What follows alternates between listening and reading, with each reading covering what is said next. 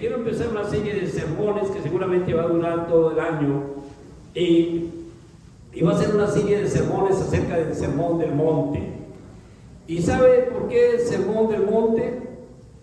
Porque a mí me parece que es el sermón más lindo que se haya predicado sobre la tierra. Ese sermón.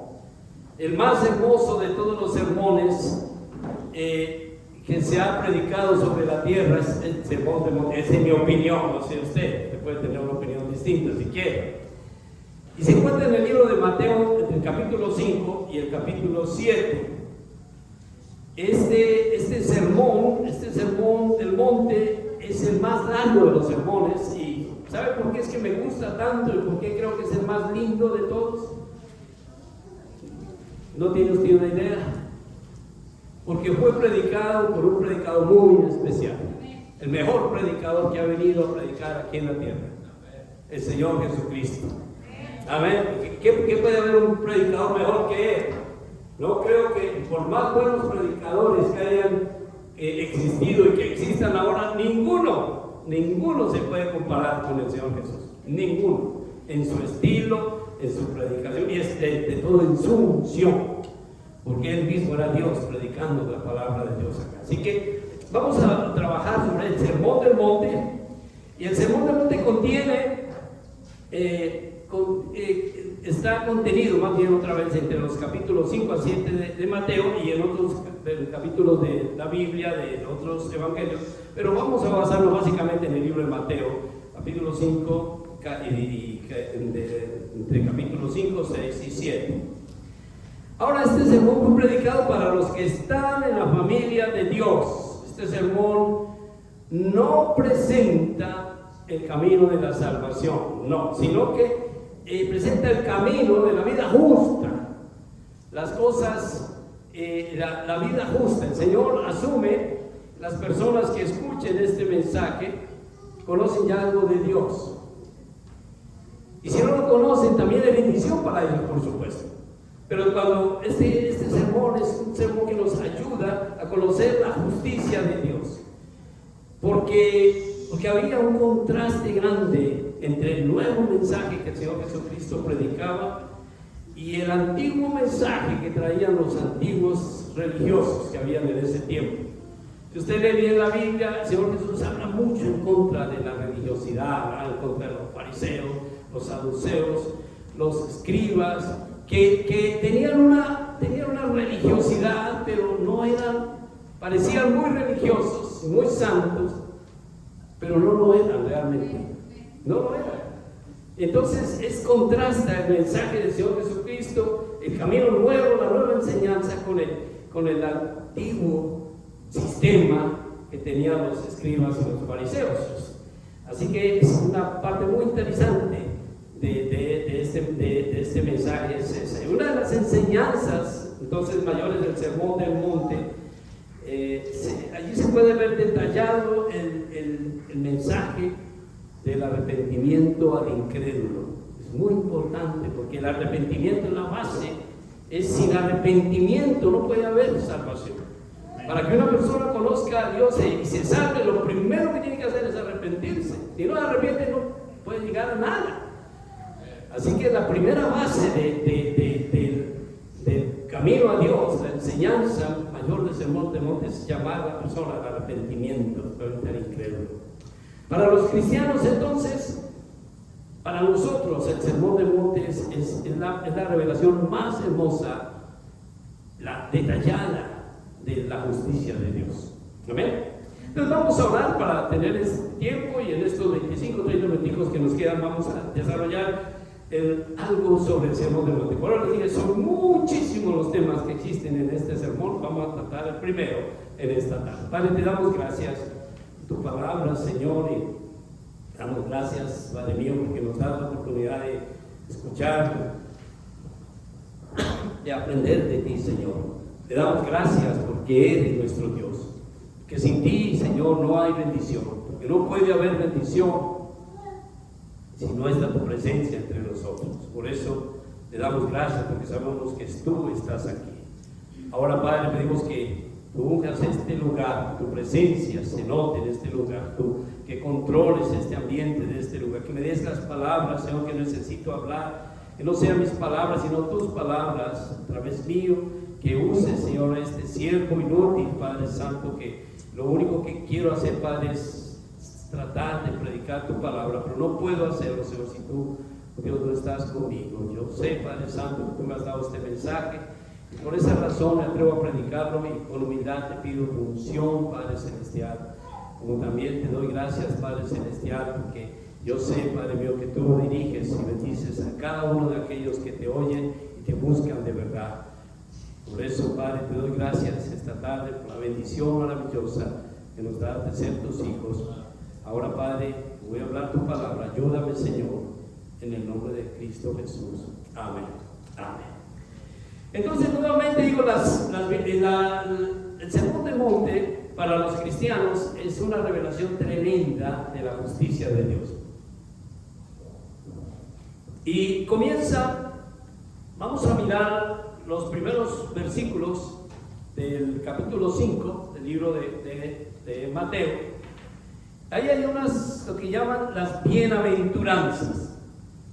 Comienza este sermón con las bienaventuranzas. Dice que la gente, viendo la multitud, cuando Jesús vio la multitud, él subió al monte, porque él predicó encima del monte, por eso lo llaman el sermón del monte, porque subió al monte, y desde el monte él tenía toda la gente que llegó allá, que por sí eran miles los que buscaban a Jesús, y desde el monte él podía comunicar la palabra. Subió al monte y sentándose, se vinieron a esos discípulos.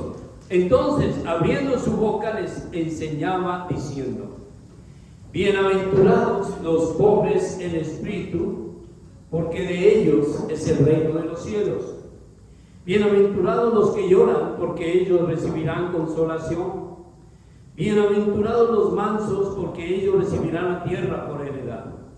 Bienaventurados los que tienen hambre y sed de justicia, porque ellos serán saciados. Bienaventurados los misericordiosos, porque ellos alcanzarán misericordia. Bienaventurados los limpios de corazón, porque ellos verán a Dios. Bienaventurados los pacificadores, porque ellos serán llamados hijos de Dios.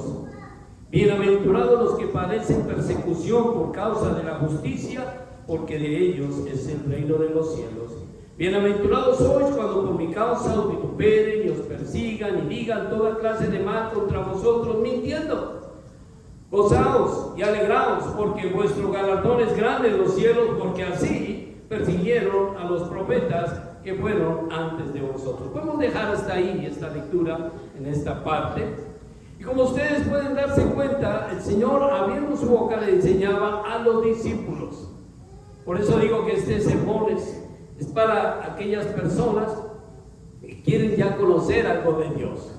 Para los cristianos, para que el pueblo de Dios conozca de la justicia de Dios. Sin embargo, también ahí está lleno de mensaje para el incrédulo, para que el que no conoce a Dios tenga oportunidad de arrepentirse. Es un mensaje completo para toda persona que quiera oír del Señor. Y el Señor comienza este mensaje con la que llaman ustedes, o como se ha conocido tradicionalmente, las bienaventuranzas, porque él dice bienaventurado, por eso dice bienaventuranzas, las bienaventuranzas. Y bienaventurado, según los estudiosos del griego, porque el Antiguo Testamento fue escrito en hebreo, pero el Nuevo Testamento fue escrito en griego, porque Pablo escribió en griego. Y Lucas y Mateo, todos estos escribieron el Evangelio, y la traducción primera se hizo al griego. Y por esa razón, la palabra bienaventurado en el griego significa, ¿qué significa? Ustedes saben eso ya, ¿cierto? ¿Qué significa? Feliz o dichoso. Amén. Feliz, dichoso. Yo quiero que levanten la mano los que son felices. Los que son felices. Los que son dichosos. ¿Quiénes son felices, dichosos? ¿Usted no es feliz? No veo muchas manos. No, yo así casi todo levantaba la mano. Feliz, dichoso. Eso significa bienaventurado. Tan feliz. Entonces, bienaventurado significa que una persona es feliz. Describe la condición interna de un seguidor de Cristo. Y también la bienaventuranza promete la bendición de Dios en el futuro. Es interesante, pero hay muchas cosas que están aquí en este sermón, que el Señor dijo, van a estar preparados por ustedes en el futuro. Y entonces, una de las cosas que ocurre con estas bienaventuranzas es que contrastan con las enseñanzas que tenían los fariseos, ¿no? Que pensaban que ellos ya habían alcanzado la justicia de Dios, ¿sí? Por esa razón el sermón del monte está diferente, porque hace un poco de diferencia en el sentido de que los fariseos pensaban que ellos ya merecían todo de Dios y que ya habían alcanzado todo de Dios, cuando el Señor les estaba diciendo, realmente hay muchas cosas que a ustedes les faltan todavía. Entonces viene la primera bienaventuranza. ¿Cuál es? Bienaventurados los pobres en espíritu.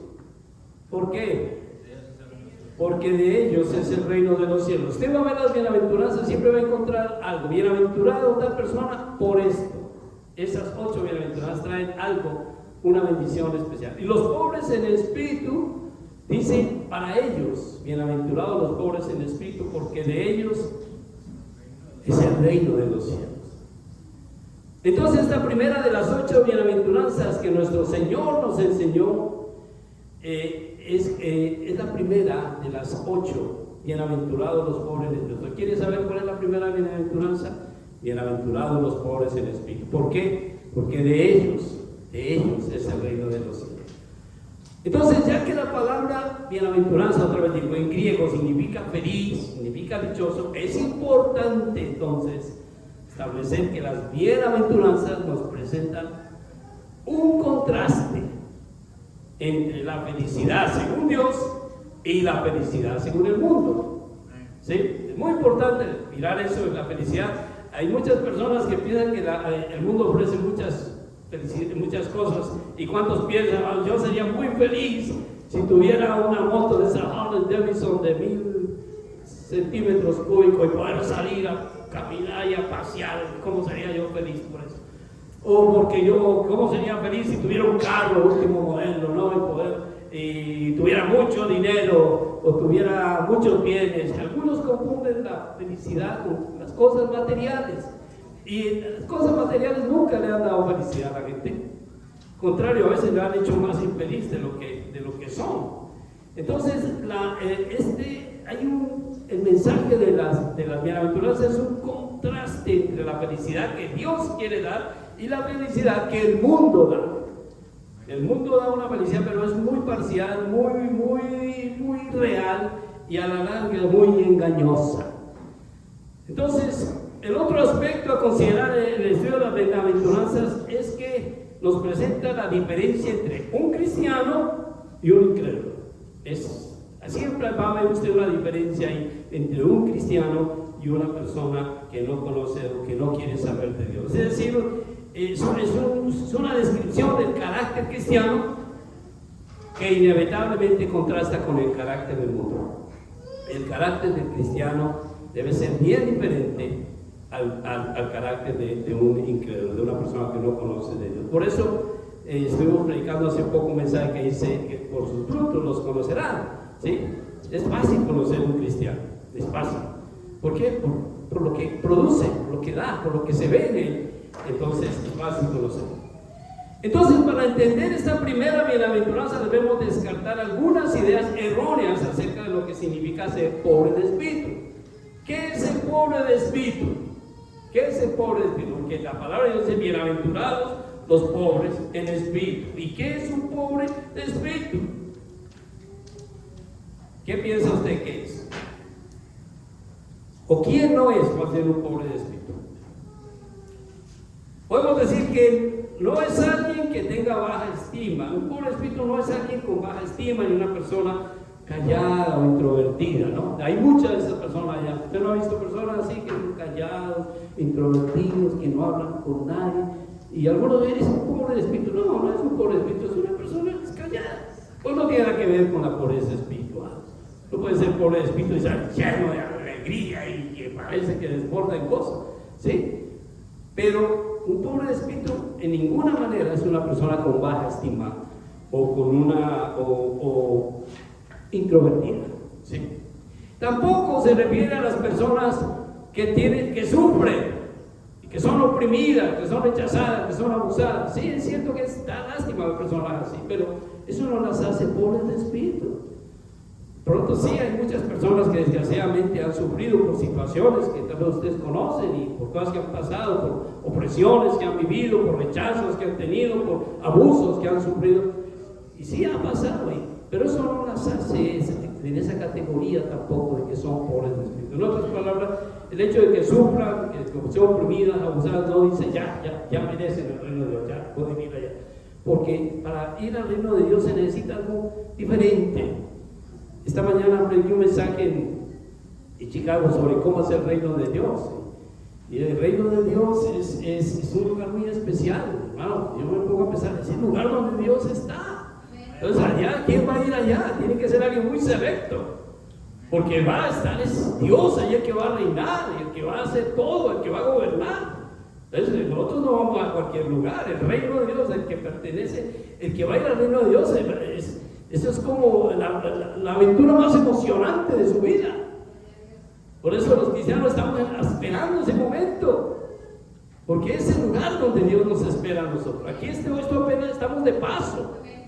Entonces estamos de paso, hermano, porque tarde o temprano ya vamos al lugar real que nos pertenece, o que no que nos pertenezca por derecho, porque nos dio el Señor por su gracia, su amor y misericordia, sin nosotros merecerlo siquiera. No nos dio. Entonces, la palabra, todas estas situaciones, el abuso, el sufrimiento, las opresiones, los abusos, los rechazos, todo también estas situaciones las experimentan los incrédulos. Y el Señor nunca lavaría el mundo por sus miserias, nunca. Yo sé que vivimos en un mundo de pecado y de tristeza, pero muchos incrédulos, personas que no creen en Dios, han experimentado estas cosas: sufrimientos, opresiones, abusos, rechazos, cosas así.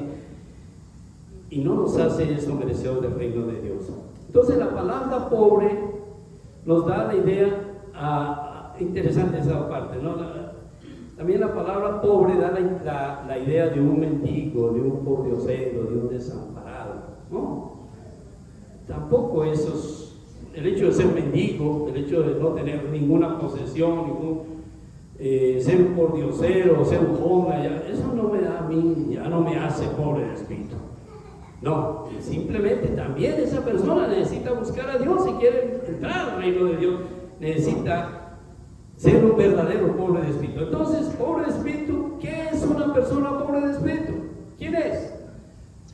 Es una persona que reconoce que su miseria es una persona que reconoce su miseria ante la presencia de Dios.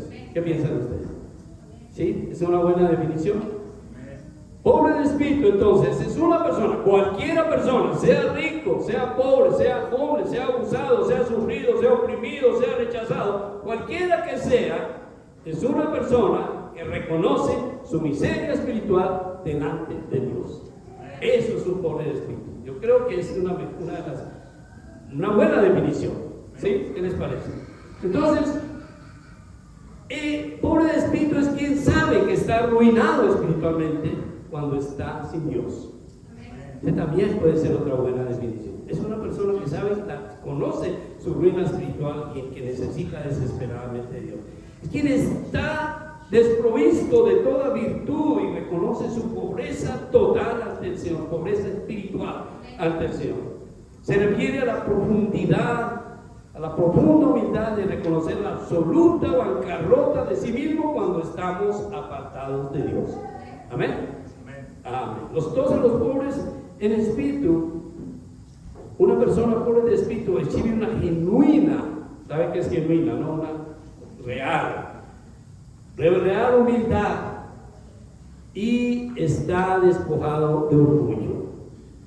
Entonces, a partir de aquí entendemos que el pobre de espíritu no confía en sí mismo, más bien procura la gracia y la misericordia de Dios con gran desesperación. Amén. Entonces esto contrasta un poquito con el espíritu del mundo, que dice, confía en ti. Yo no sé si ustedes saben, pero hoy en día hay muchos, todos los días seminarios. Usted puede, usted es capaz, usted tiene, confía en sí. Usted tiene como grandes seminarios de autosuperación. Tú puedes con tus problemas, tú puedes arreglarlo tú mismo. Eso va a haber todos los días. Usted va a encontrar de eso, de gente que dice, tú puedes, tú eres capaz contigo, tú puedes solucionar tus problemas. El futuro tuyo está en tus manos, pero nunca van a poder resolverlo. ¿Por qué? Porque nosotros somos seres que dependemos de Dios y alejados de Dios. El mismo Señor Jesús lo dijo, nada vamos a poder hacer. Queramos hacerlo, queramos superarnos, no vamos a ser capaces, no. Entonces el pobre de espíritu tampoco se jacta de sus progresos ni de sus logros, porque no significa nada de Dios tampoco. Bienaventurados entonces los pobres en espíritu, porque de ellos es que el reino de los cielos. Hermanos, las escrituras nos muestran esta clase de humildad en varios hombres del pueblo de Dios. Tenemos ejemplos. Si usted quiere encontrar un ejemplo en la Biblia de un pobre de espíritu, hay varios ejemplos acá. Encontramos desde Moisés, bueno, inclusive otros antes de Moisés, pero voy a tomar unos poquitos nada más para ponerlos aquí. Y dice, desde que Moisés, ¿qué pasa con Moisés? En Éxodo 33, 14 y 15, encontramos una petición de Moisés a Dios. Una linda petición que le hizo Moisés a Dios. Éxodo 33, 14 y 15. Y le dice estas palabras, le dice, y él le dijo, Éxodo 33, 14, y él le dijo, mi presencia irá contigo y te daré descanso. Y Moisés respondió, si tu presencia no ha de ir conmigo, no lo saques de aquí. Moisés reconoció ante Dios, dijo, Dios, yo tengo un trabajo muy grande por hacer. Tengo que llevar a esta gente a conquistar la tierra prometida. Pero si tú no vas a ir conmigo, ni me saques de aquí. Yo quiero quedarme acá mejor. Él estaba allá en el desierto, él estaba allá en este lugar. Digo, pero si yo quiero ir a conquistar esto, pero si tu presencia no ha de ir conmigo, no me saques de acá. Un hombre humilde reconoce. La humildad es una de las virtudes más grandes que nosotros debemos tener, debemos aprender y debemos ser humildes ante Dios. Entonces la Escritura nos muestra esta clase de humildad de hombres que reconocieron su pobreza espiritual. Dice, Señor, si tú no vas conmigo, no me saques de aquí.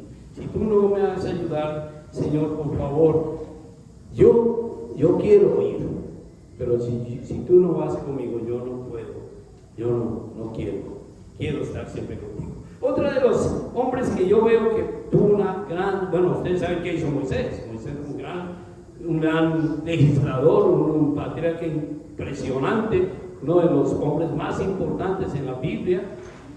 Cuando hubo en los evangelios habla de una transfiguración, que Jesús fue y se transfiguró delante de sus discípulos y fue y habló, y uno de los que estaba hablando con él cuando él se transfiguró fue Moisés, el otro era Elías. Así que imagínense hasta dónde llegó Moisés. Dicen que por ahí muchos hermanos han hecho explicaciones y estudios de Moisés, y una de las cosas hermosas que dice, no un varón tan grande como este hombre, un hombre con semejante capacidad de enseñanza y con tanto amor a Dios. Así que es un buen ejemplo de humildad, pero él mismo reconocía que era pobre de espíritu.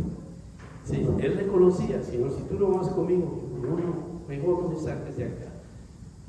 Él había podido asumir una posición arrogante, Dios me llamó, ya voy a ir y yo van a ver lo que yo puedo hacer, pero él le dijo, yo nunca voy a poder hacer nada si tú no vas conmigo. Entonces, la pobreza espiritual, reconocer que somos pobres de espíritu. Isaías capítulo 6, versículos 5 al 8. Isaías 6, 5 al 8. Dice la palabra de Dios.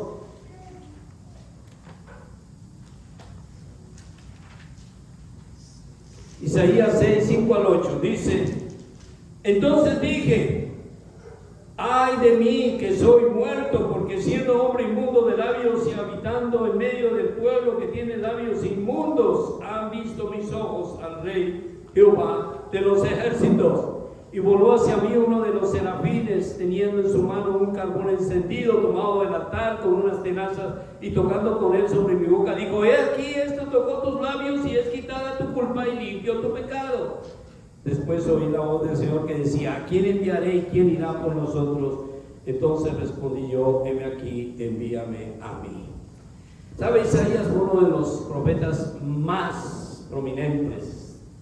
Para mí es uno de los profetas más importantes.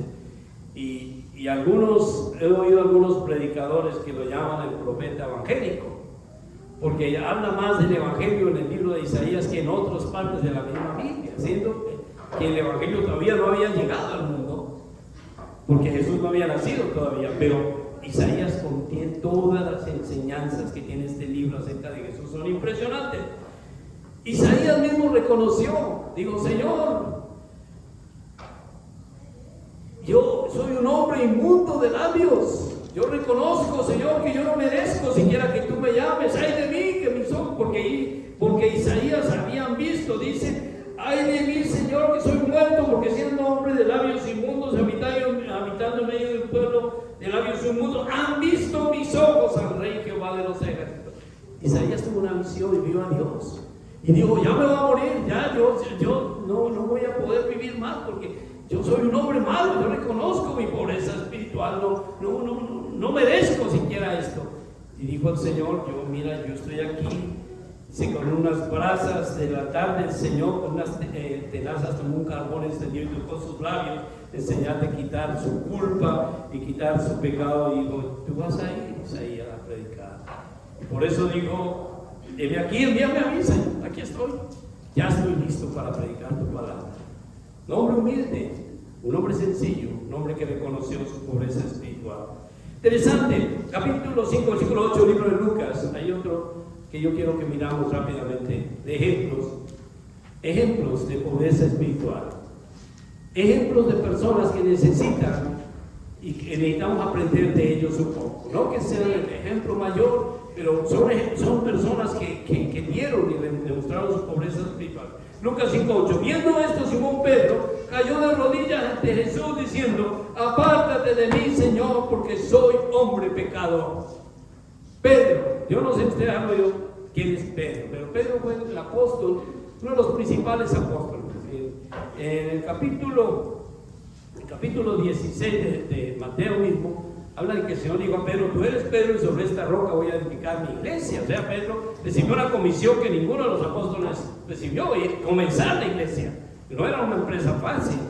Pero Pedro, cuando conoció al Señor, fue una parte bien interesante, porque el Señor llegó allá y le dijo: han agarrado algún pescado, pero era pescado. Y Pedro dijo: no, Señor, toda la noche hemos tratado, esta noche no hay peces por ningún lado. Bueno, no hay ni un pez por acá, nada, toda la noche. Y había otro barco ahí al lado, también habían hecho toda la noche. Yo no sé cómo se sentirá. ¿Cuántos han tratado de pescar? ¿Ustedes han pescado alguna vez? Pescar es bonito. Era el oficio de los apóstoles, casi todos eran pescadores. Y ellos vivían de eso. Y no puede ser más frustrante que estar toda la noche tratando de trabajar, trabajando 10 horas allí, tirando las redes en el mar y sacar nada. Eso debe ser frustrantísimo, terrible.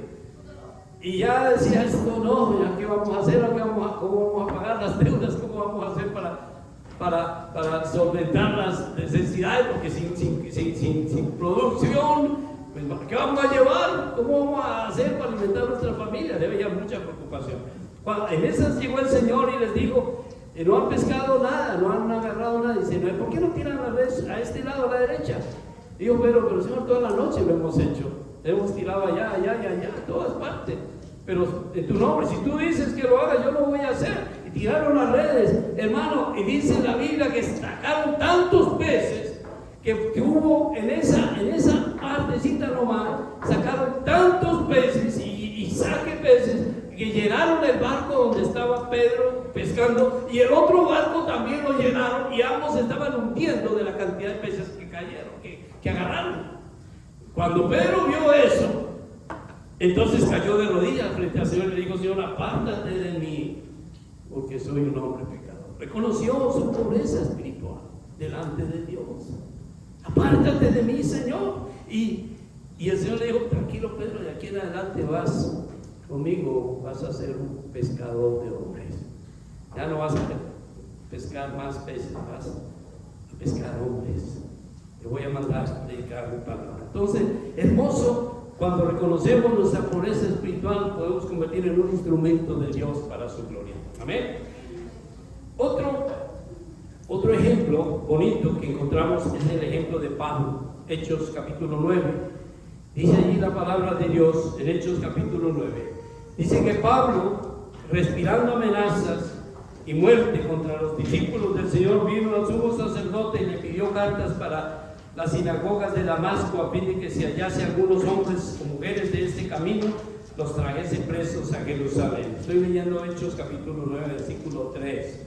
Dice: mas yendo por el camino, aconteció que al llegar cerca de Damasco, repentinamente le rodeó un resplandor de luz del cielo, y cayendo en tierra, oyó una voz que le decía: Saulo, Saulo, ¿por qué me persigues? Él dijo: ¿quién eres, Señor? Y él dijo: yo soy Jesús, a quien tú persigues. Dura cosa de estas cosas contra el aguijón. Y él, temblando y temeroso, dijo: Señor, ¿qué quieres que yo haga? Y el Señor le dijo: levántate, entra a la ciudad y te dirá lo que debes hacer. Y los hombres que iban con Saulo se pararon atónitos, oyendo la verdad la voz, mas sin ver a nadie. Entonces Saulo se levantó de tierra y, abriendo los ojos, no veía a nadie, así que llevándole por la mano lo metieron en Damasco, en donde estuvo 3 días sin ver, y no comió ni bebió. Este ejemplo que encontramos en la Biblia de Pablo, dice que Pablo era una persona que era uno de los hombres que era capaz de odiar más que ninguna otra persona. Tenía un odio, pero un odio genuino, absolutamente grande contra los discípulos del Señor, contra los cristianos. ¿Conocen ustedes personas que odian cristianos hoy en día? Yo conozco muchos que no soportan a los cristianos, no pueden oír. Les dicen: uno soy cristiano, ya vengan con eso, ya. Y le rechazan de una vez, lo insultan. Pero Pablo, como tenía una autoridad grande, por el que Sanedrín había una autoridad, él no solamente, él manifestó ese odio contra los discípulos, y lo que hacía era que conseguía cartas de todas las sinagogas allá, y iba a agarrar a los cristianos y llevarlos presos por su fe. Gracias a Dios que hoy en día no puede hacer eso. No en este país, por lo menos. Hay países donde sí se hace. Hay países donde la gente es llevada presa solo por adorar a Dios, por ser cristiano. Y los llevan a las cárceles y los torturan y los matan. Pablo tenía ese oficio, ese era el oficio de él.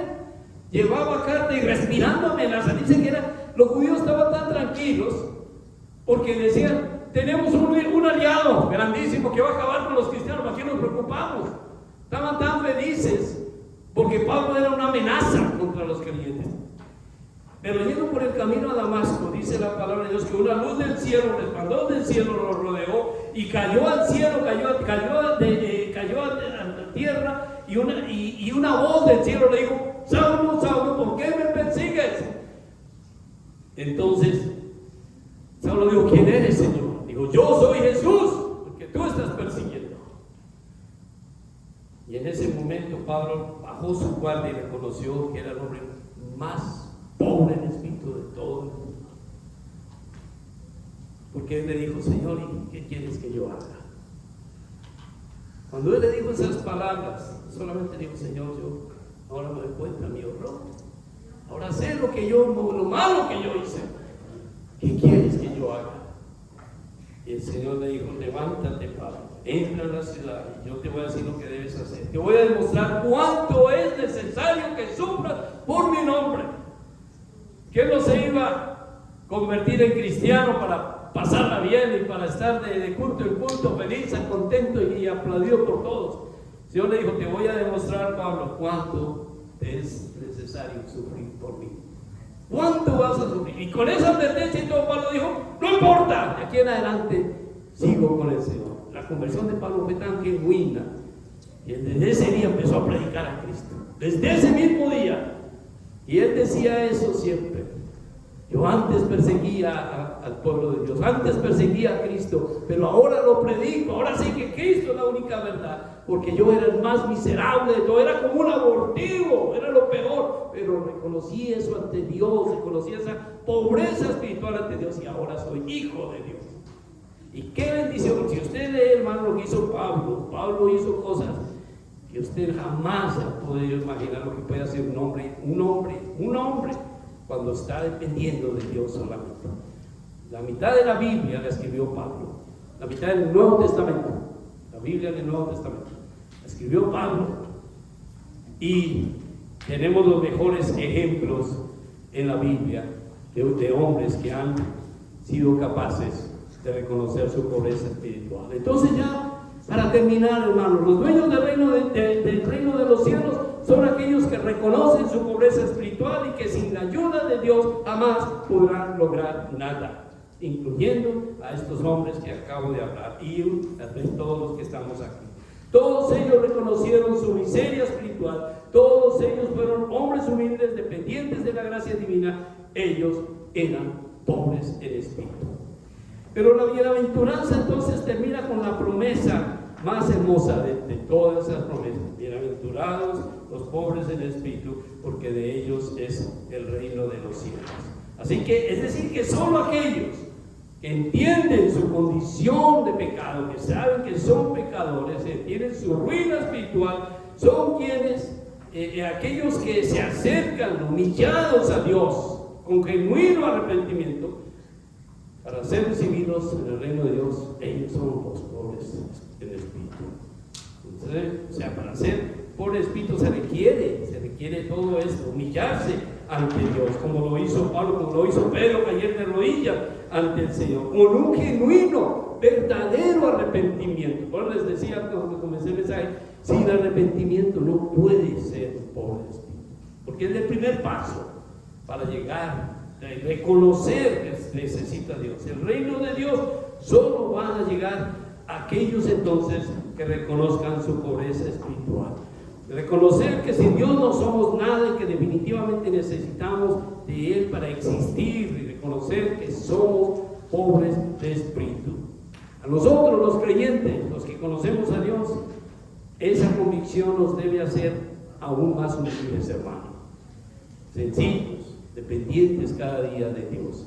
O sea, somos pobres de espíritu y debemos reconocer eso. Señor, cada día soy menos. Por lo menos me gusta mucho cuando los hermanos vienen a predicar acá y dicen: yo reconozco que soy un siervo inútil, no sirvo para nada. Si no fuera por la misericordia de Dios, yo no podría hacer nada. Y todos tenemos que reconocer eso, hermano. No somos nada, sin el Señor no seríamos nada. La sencillez, la dependencia de Dios cada día es lo más importante. A quien todavía no es creyente, usted todavía no es creyente, usted todavía no conoce, no se ha querido comprometer con Dios, reconozca que necesita a Dios. El primer paso, reconozca que necesita a Dios desesperadamente en su vida. Usted no va a ir al cielo porque es pobre o porque es rico, o porque algo le pasó, porque acusaron, o porque algo le sucedió, y todo eso es lastimoso y a Dios le dolió también. Pero la única forma en que Dios le va a aceptar es que usted reconozca que usted necesita de Dios. Ahora, usted que me está escuchando, usted que esto escucha ya en la red, por alguna razón está escuchando, usted debe entender que hay pobreza espiritual. Usted ahora puede correr a Dios, ahora mismo puede correr a Dios en arrepentimiento, con fe, llegar a Él y reconocerlo, que usted necesita de Él. Si usted hace eso, estoy seguro que Dios no lo va a echar fuera, porque la palabra de Dios dice que el que a mí viene no lo echo fuera. Si una persona viene con verdadera fe, con verdadero arrepentimiento y busca a Dios, Dios no lo echa fuera. Al contrario, lo acepta y lo adopta como su hijo. Pídale que le otorgue el perdón de sus pecados. Usted debe reconocer ante Dios, como Pedro le dijo a Jesús: apártate de mí, Señor, yo soy un hombre pecador, yo no merezco siquiera que esté aquí. Pídale al Señor perdón por sus pecados y dígale que le dé la vida eterna. Señor tiene para usted el reino de los cielos, Él lo hizo para usted. Usted lo puede obtener, porque cualquiera que busque a Dios de verdad en su corazón, que es un pobre de espíritu realmente, Él es el dueño del reino de los cielos. Vamos a inclinar nuestros rostros para orar al Señor. Vamos a pedir a Él que nos bendiga. Padre, yo te doy gracias esta tarde por cada persona que está acá tu iglesia, por cada uno de tus hijos que está acá. Tú conoces la vida de cada uno, tú sabes de nosotros, tú nos hiciste. Nosotros no nos pudimos hacer a nosotros mismos, porque que tú nos hiciste, nos creaste, nos diste una vida. También enviaste a tu Hijo al mundo para morir por nosotros. Y te damos gracias por eso. Y queremos reconocer ese sacrificio tuyo también y esa puerta maravillosa que has abierto al mundo para que el mundo conozca que hay un Dios maravilloso que ama y bendice a aquel que busca su presencia. Te damos gracias, Padre, por eso, porque sin merecer nosotros nada de todas estas cosas, tú lo hiciste para nosotros. Ahora, Padre, yo te doy gracias esta tarde por cada uno de tus hijos acá. Te pido que los que estamos aquí podamos aprender a depender de ti, Señor, a mantenernos firmes en tu palabra, a no declinar jamás en nuestra fe, ser fieles, Padre. Es lo que tú quieres de tu iglesia. También te pido por las personas que están escuchando por primera vez, Señor. Ayúdanos a recordar, Padre mío, lo frágiles que somos, Señor. Que un día somos y otro día ya no estamos. Pero tú quieres, Señor, que todo el mundo proceda al arrepentimiento, que toda persona reconozca su pobreza espiritual y que necesita depender de ti, Señor, para llegar a la eternidad contigo. Padre, si hay aquí personas que no te conocen, te pido que ellos reconozcan, Señor, esa pobreza espiritual, que requieren de ti, Señor, que lleguen a ti, Señor, arrepentidos, pidiendo perdón, que ahora mismo puedan decir, Padre, perdona mi pecado, hazme tu Hijo, Señor. Quiero aceptar esa salvación que tú me diste, que tú diste al mundo a través de Cristo. Quiero aceptarla yo ahora y tener mi corazón como el regalo más hermoso que jamás haya dado y recibido. Te doy gracias, Señor, esta tarde por cada familia y cada hogar. Y te pido que uses este mensaje, Señor, para convencer a personas que tú eres el único, Padre mío, que el mundo necesita desesperadamente obtener, Padre Santo, bendición eterna del reino de Dios. Es un lugar real que existe, que está preparado para aquellos que el Señor reconoce verdaderamente su pobreza espiritual. Gracias, Padre, en el nombre de Cristo Jesús. Amén. Amén. Gloria a Dios, que el Señor bendiga grandemente.